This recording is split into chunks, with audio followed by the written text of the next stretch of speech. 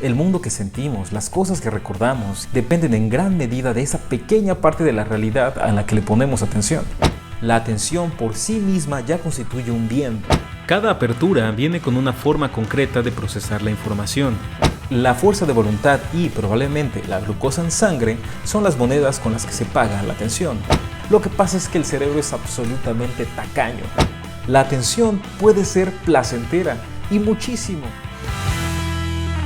Hablemos sobre el flow.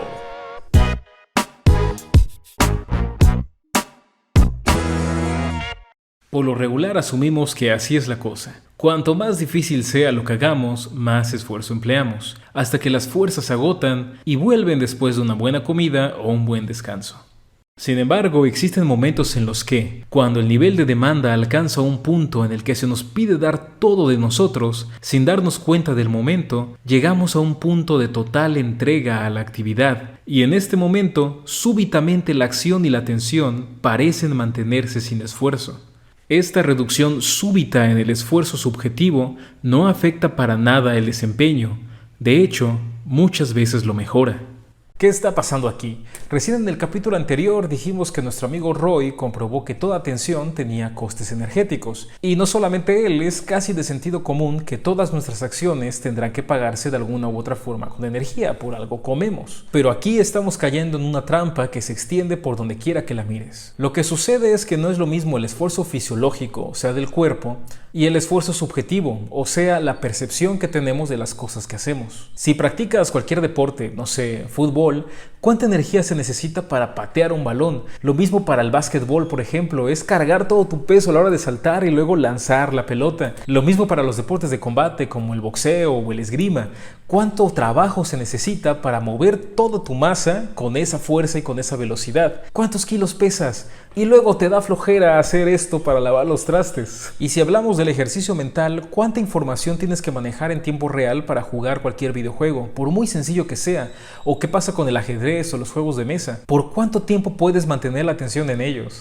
Pero mantén la atención en ti durante 10 minutos meditando o durante media hora de una clase de matemáticas. El esfuerzo fisiológico y el esfuerzo subjetivo no se corresponden. El esfuerzo físico, que también incluye al esfuerzo mental, es poco negociable. Las cosas cuestan lo que cuestan. Pero el esfuerzo subjetivo puede hacer que nos detengamos aun cuando tengamos toda la energía y la capacidad de continuar, o puede hacer que continuemos mucho más allá de lo que nos creíamos capaces. A partir de esto, cabría preguntarnos, ¿por qué existe un sistema en nuestra cabeza que nos permite ignorar nuestro propio cansancio o incluso en ocasiones nuestro propio dolor? Tanto el cansancio como el dolor están ahí por una razón, evitan que nos lastimemos o nos indican que algo está mal. Eso quiere decir que en esos momentos de entrega le damos más importancia a la acción que estamos realizando que a nuestra propia comodidad y bienestar.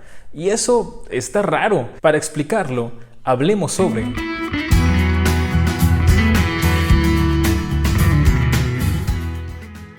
Cuando hablamos sobre el flujo en la neurociencia cognitiva, generalmente siempre hablamos de Mihaly Csikszentmihalyi.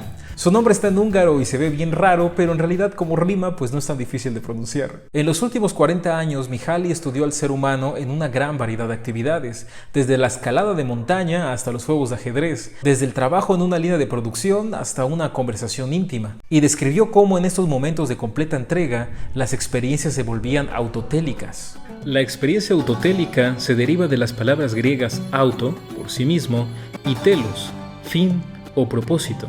En una experiencia autotélica, las actividades en sí mismas se convierten en su propio fin y propósito, generando un sentido de fluidez y disfrute en el momento presente.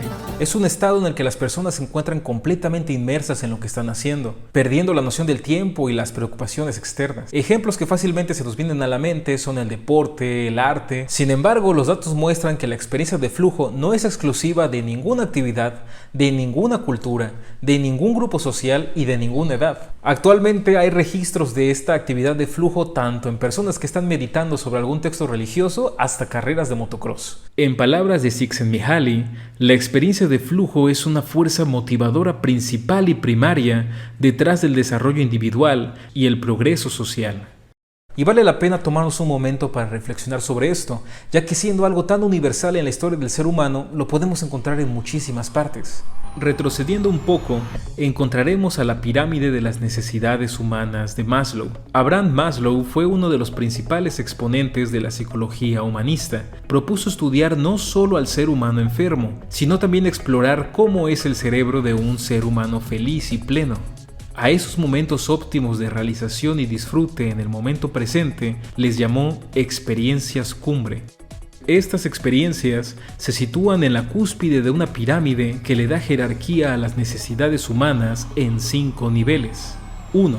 Necesidades fisiológicas. Son las necesidades básicas para la supervivencia, como comida, agua, aire, sueño y refugio.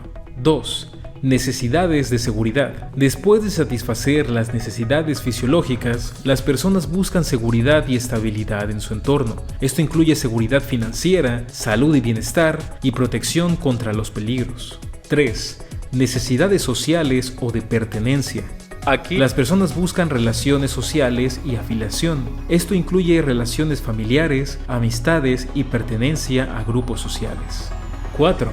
Necesidades de estima. Después de satisfacer las necesidades sociales, las personas buscan el reconocimiento, el estima y el respeto de los demás. Esto implica desarrollar la confianza en uno mismo y sentirse valorado por los otros. Finalmente, en la cima de la pirámide están las necesidades de autorrealización. Estas incluyen la búsqueda del propio potencial, el crecimiento personal y la realización de metas y aspiraciones. Este es el nivel superior porque ya no depende de nada ni de nadie salvo de nosotros mismos. Aun si fuéramos el último ser humano sobre la Tierra, podríamos disfrutar de lo que hacemos, porque esas acciones son el fin en sí mismas, son autotélicas. Aunque la idea sería tener completamente cubiertas las primeras necesidades para luego pasar a los siguientes niveles, en la realidad todas estas necesidades están mezcladas en la experiencia de vivir. Pero ver las experiencias cumbre como una meta, una guía o un camino a seguir ha sido siempre muy valorado para la búsqueda del desarrollo de una vida plena. En filosofía tenemos el conato, la inclinación innata de la materia o la mente por continuar existiendo y mejorándose. Anterior a esta noción tenemos la eudaimonía, que podría traducirse como una buena vida, felicidad o el florecimiento humano. Ambos conceptos tienen muchos más matices y muchos autores con diferentes propuestas, pero en el caso de la eudaimonía, para Aristóteles podría simplificarse así. Si tomas a cualquier ser vivo como una planta, vivirá su mejor vida posible al ejercer sus máximas capacidades, al florecer y crecer. Un animal como un león ejercerá sus máximas capacidades al cazar, el caballo al correr en libertad, pero ¿y el humano? Las máximas capacidades del humano son tan diversas como humanos y momentos hay en el mundo. Alguna vez nuestra máxima capacidad fue aprender a caminar, y seguramente fue una experiencia cumbre. Esta serie tendrá un capítulo aparte dedicado solamente a la filosofía y la atención, así que de momento quedémonos solo con que desde siempre el ser humano ha tenido claro que esta búsqueda del desarrollo pleno de una vida depende tanto del ser, que puede ejercer una capacidad, como del entorno que le permite o le exige que la ejerza. Ser y entorno, habilidades y demandas. Estos son los dos factores a través de los cuales comenzó el estudio del flujo. Así que, let's go back to science y hablemos sobre...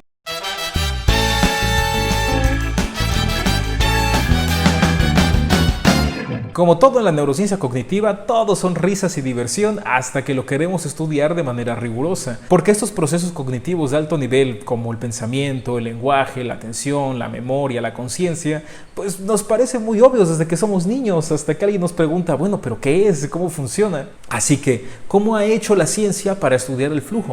Si Csikszentmihalyi llegó a describir este estado con la profundidad a la que la conocemos hoy en día, fue gracias al método de registro de la experiencia. Este método consiste en que a los participantes les llegan notificaciones en momentos aleatorios del día, donde tienen que informar sobre lo que estaban haciendo y cómo se sentían, evaluando el nivel de concentración, la facilidad con la que se habían concentrado y los estados de ánimo en ese momento. Cada semana, cada persona registra unos 40 a 50 reportes. Solo el laboratorio de Mihaly ha recopilado varios cientos de miles de informes de este tipo que dejan una huella general de lo que siente el ser humano en las actividades cotidianas, como trabajar, comer, ver televisión o estar con parejas e hijos. Así, Csikszentmihalyi consiguió muchísimo a nivel descriptivo, consiguió aislar los momentos en los cuales se presentaba el flujo y además pudo describir sus características, determinar su duración, su profundidad, su variabilidad entre poblaciones, su valor psicológico y muchas otras cosas. Algunas observaciones de todo este trabajo sería que en ocasiones confirma lo obvio. Por ejemplo, que las personas se concentran más en el trabajo o cuando las demandas percibidas son mayores. Por otro lado, también revela lo inesperado. Por ejemplo, cómo la atención se dirige fácilmente hacia sentimientos dolorosos cuando no está ocupada por otros estímulos. Anótense eso, porque lo escucharemos muchas veces más en el canal. El método que utilizó Mihaly no es perfecto y hay muchos más datos que se podrían obtener a través de un estudio en laboratorio. Desafortunadamente, por diversas razones, conseguir el estado de flujo en las condiciones controladas de un laboratorio ha resultado difícil. Por un lado, no se pueden conectar resonadores magnéticos a un atleta corriendo los 100 metros libres. Por otro lado, en palabras de Mihaly, tratar de que una persona se relaje en el ambiente frío de un laboratorio es como tratar de que se relaje en la silla del dentista. Sin embargo, aquí algunos investigadores y un par de experimentos. El método más popular por mucho para inducir el estado de flow en el laboratorio ha sido el uso de videojuegos. Esta técnica fue iniciada por Reinberg y Volvemer. ¿Y qué videojuegos funcionan bien para esto? Por ejemplo, Pac-Man. En sus estudios han dividido a los participantes entre diferentes niveles de dificultad y aunque se han obtenido buenos datos, su método ha sido mejorado, por lo que yo considero también es un videojuego mejor. Dicen que su canción tiene copyright agresivo, así que...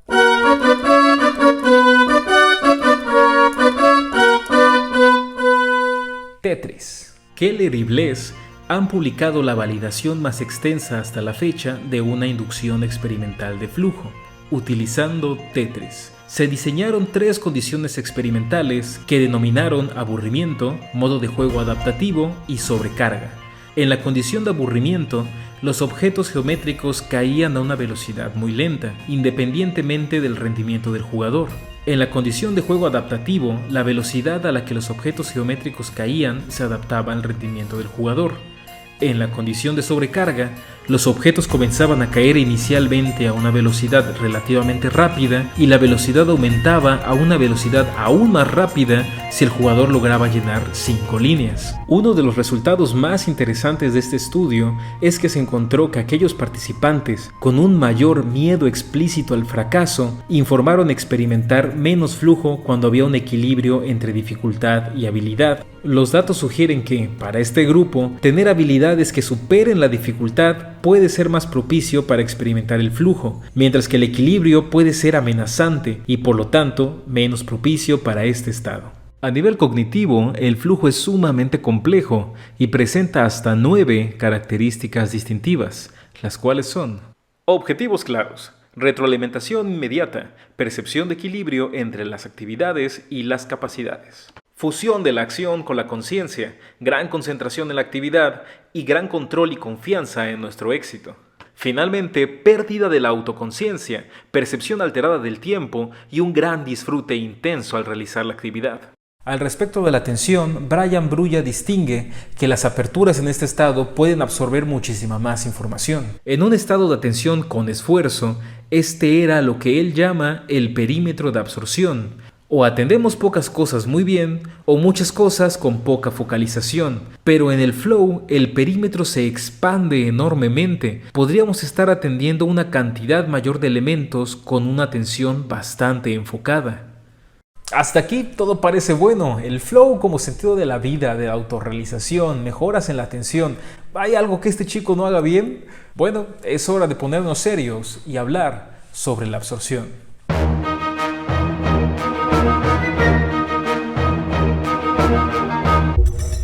Ojo aquí porque esta sección es importante.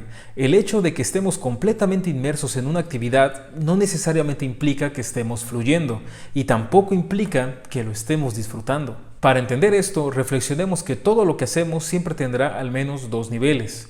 En el nivel más bajo está el nivel de las acciones. Por encima de ese nivel está el nivel de la actividad. Pongamos un ejemplo fácil, un partido de básquetbol. En el nivel de las acciones tenemos cosas muy específicas, como botar el balón, dar un pase, pedir la pelota, saltar, una finta, un tiro o un alley-oop. El nivel de la actividad no es el partido como tal, sino solo el estar jugando básquetbol, cómo cada una de nuestras acciones se encadenan para un fin, dónde me posiciono y por qué. ¿Hago un tiro de 3 puntos o mejor me acerco? ¿Cómo me siento respecto al marcador? ¿Qué tan cansado me siento? Este nivel no tiene que ver con el objetivo del partido, sino con mi relación personal con la actividad y cómo respondo a ella a medida que se desarrolla. Y así con todo, realmente no es complicado, pero sí requiere detenerse un momento para reflexionar cuáles son los límites de uno y dónde empieza el otro. Te invito a que en los comentarios dejes algún ejemplo de alguna otra actividad y cuáles son sus acciones, para que tengamos más ejemplos. ¿Por qué? ¿Por qué es importante tener esto claro? Porque la experiencia que vivimos, aún realizando exactamente la misma actividad, puede cambiar mucho si le prestamos atención al nivel de las acciones o al nivel de las actividades. La atención voluntaria nos es familiar a todos desde que entramos a la escuela, pero la experiencia del flujo es bastante rara en la vida cotidiana para una persona promedio. Esto puede suceder porque la atención tiene muchas más probabilidades de enfocarse en el nivel de las acciones, y aunque enfocarse en ese nivel es necesario para mejorar, por ejemplo, para dar mejores pases o tener más control con el balón, es necesario buscar conscientemente mejorar o pulir esta habilidad. En los primeros videos poníamos de ejemplo que de nada te sirve tirar 1000 veces un balón si siempre lo haces igual, serías un experto en tirar chueco. Pero quitando eso, en una situación normal, muchas veces pasamos de poner atención en las actividades para pasar a la simple repetición de acciones. Imaginemos que estamos jugando un videojuego muy emocionante y desafiante. Al principio podemos estar completamente involucrados en la experiencia, prestando atención a la trama y objetivos generales. Sin embargo, a medida que pasa el tiempo, nuestra atención puede enfocarse en las acciones específicas. El ejemplo más evidente es farmear. Para los que no estén familiarizados con los videojuegos, farmear es repetir una acción una y otra vez para conseguir algún beneficio, algún premio, algún coleccionable. La cuestión es que esto aplica para todo. Dejas de ver el por qué y el cómo y simplemente repites, repites y repites. Desplazar la atención desde el nivel de la actividad al nivel de las acciones puede inducir estados de conciencia similares al flujo. A esos estados se les llama absorción. Quien propone esta distinción es Yuri Dormashev y nos propone el ejemplo de mirar la llama de una vela. Al principio, una persona dirige y mantiene su atención en la llama de manera voluntaria, pero después de un tiempo mantendría la mirada inconscientemente. Eso a lo que Yuri llama una mirada encantada, manteniéndose así durante un periodo prolongado de tiempo. Aquí en mi pueblo burlonamente le dicen a eso estar de lelo, y de manera un poco más agresiva también se le dice estar enajenado, pero para los efectos del video llamémosle estar absorto o estar absorbido por la actividad. En esos estados, la atención se vuelve más pasiva y automática, y la persona puede sentirse completamente inmersa en la actividad sin distraerse fácilmente. Sin embargo, es importante notar que estar absorto en una actividad no necesariamente implica el flujo, ya que el flow también involucra un sentido de disfrute y satisfacción intensa, mientras que en esos estados, curiosamente, pueden incluso inducir una sensación de vacío, porque aunque es a los ojos de quien mira por fuera la misma actividad, dentro de nosotros en ese momento carecen completamente de sentido. Ojo entonces con pensar que ya no disfrutas aquellas cosas que haces. Si has visto la película de Soul, recuerda la escena de la niña con la trompeta, cuando decide renunciar porque cree que ya no disfruta de la música. Esto le pasa porque estaba concentrada solamente en el nivel de las acciones, lo que le impedía ver todas las otras cosas que sí disfrutaba de tocar ese instrumento. Recuerda que visto desde afuera parece hasta ridículo porque es exactamente la misma actividad, pero visto desde dentro las cosas son mucho más complejas de lo que parecen. Yuri señala que estos estados solo pueden ser negativos porque carecen tanto de la experiencia del esfuerzo como de la experiencia del disfrute. Por eso resulta tan común el agobio en la escuela, cuando tu única motivación es salir de ahí. Es una paradoja que te garantiza que el tiempo que permanezcas ahí te parecerá lo más largo posible y lo más aburrido posible. Pero bueno, esa es la absorción. Con base en esto, podríamos pensar que la clave para alcanzar el flow es pasar nuestra atención de estar enfocado en el nivel de las acciones al nivel de las actividades. Y en parte sí, estando atentos en este nivel, nuestras acciones serán más interesantes. interesantes, nos parecerán más gratificantes y en general nos la pasaremos mejor. Sin embargo, el flow es todavía un nivel más arriba. El flow es un estado de conciencia aparte. Recordemos las ventanas de Brulla. Teníamos mapas mentales. En el flow, estos mapas evolucionan a otros más ricos y complejos, cargados de asociaciones emocionales y de nuestra propia identidad. Así que en realidad, independientemente de lo que hagamos, nuestra acción puede estar en 3 niveles. En el nivel de las acciones, los mapas solo asocian movimientos o estímulos con respuestas. Aquí se da la absorción y el tiempo desaparece. El nivel de la actividad es el nivel intermedio. Aquí la atención y el esfuerzo están en juego, y el estado de estar atento es una característica central. Aquí la experiencia es mejor, porque viene cargada con motivación. Aquí es donde generalmente experimentamos la atención selectiva y la concentración. A este nivel, nuestras actividades pueden ser automáticas o voluntarias. Finalmente está el nivel de la actividad psíquica. Este es el nivel máximo. Aquí no solo entendemos el motivo de la actividad, sino que también nos sentimos parte de la actividad misma. Aquí es donde se presenta el flow. A este nivel se presenta el pensamiento profundo. Aunque actuamos en el mundo, el enfoque está en la propia mente. Por lo tanto, espero que esto deje claro por qué de repente es tan raro alcanzar el flow. Llegar hasta ese nivel de actividad mental es todo un viaje. Así que terminemos este segundo capítulo hablando sobre este camino.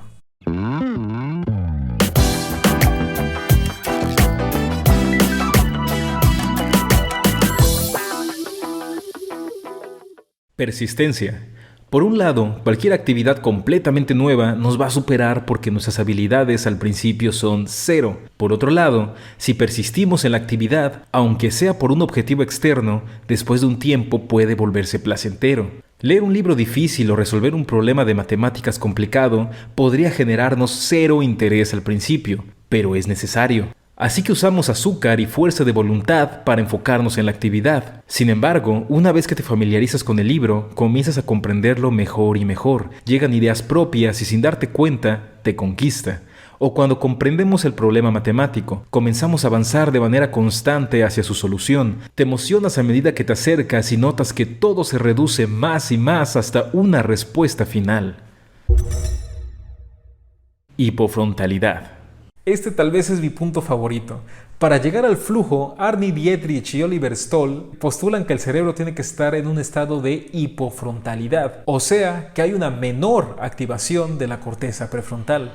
Si hay algo que la neurociencia tiene claro, es que en la corteza prefrontal residen muchos de los procesos de más alto nivel: toma de decisiones, funciones ejecutivas, regulación de los impulsos, control de la atención, etc. Pero la cuestión es que estos procesos son tan complejos que obstaculizan el libre flujo de las acciones.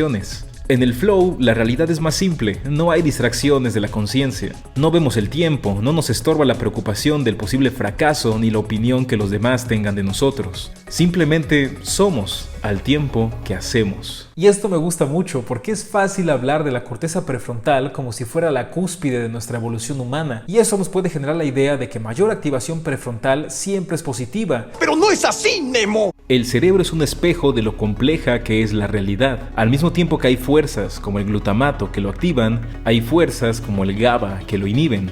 Por lo tanto, tanto la hiperactivación como la hipoactivación prefrontal pueden ser beneficiosas en diferentes contextos y tareas. Todo depende de lo que esté pasando en el complejo contexto de la realidad. 3. Los secretos de Mihaly.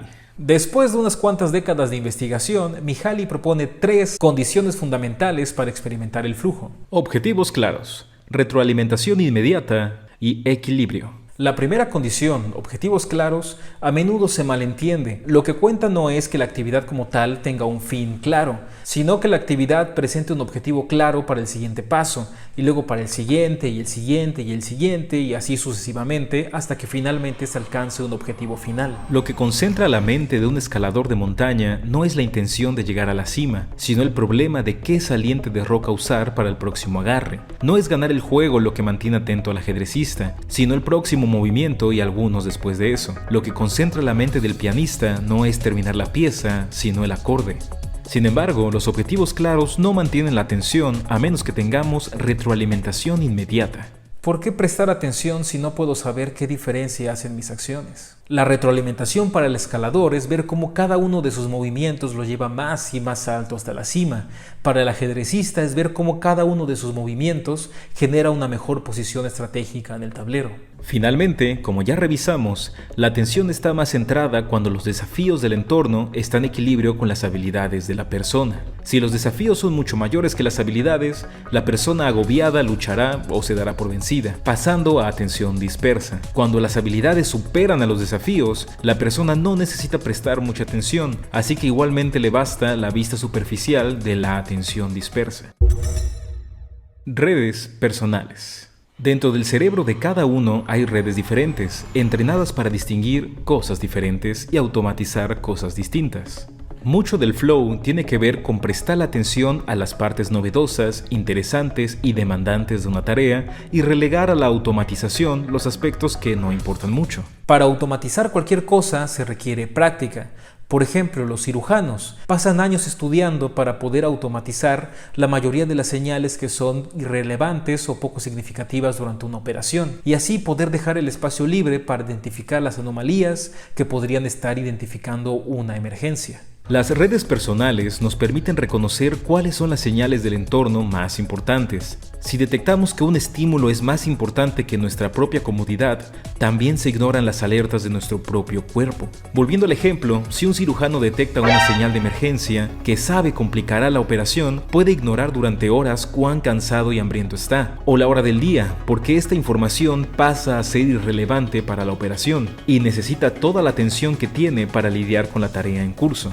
De esta forma, aquellas cosas que puedan captar la atención serán diferentes según las redes personales que tengamos cada uno de nosotros. Para una persona que nunca ha escalado, ver una gran pared de roca, pues a lo mucho le servirá para un pretexto para tomarse una buena foto o para admirarla a nivel estético. Pero para un escalador experto, presentan innumerables desafíos y objetivos que requieren años de preparación, y luego un ascenso que podría representar el punto culminante de toda una vida. Así la cosa con el flow. Para terminar, volvamos a Aristóteles y su humano ejerciendo sus máximas capacidades. Desde entonces hasta ahora, el camino de una buena vida, las experiencias cumbre o las experiencias autotélicas son una forma distinta de vivir un mismo camino personal. Si todas las actividades humanas pueden generar flujo, y si el flujo se asocia con esta experiencia tan intensa de disfrute y de sentido, sería lógico pensar que aumentar su frecuencia nos llevaría indudablemente hacia un camino para una vida mejor. En el próximo capítulo hablaremos sobre cómo mejorar la atención, y en el camino reflexionaremos sobre los beneficios y los peligros que tiene el desarrollar esta capacidad. Por lo pronto, espero que hayan disfrutado de este capítulo.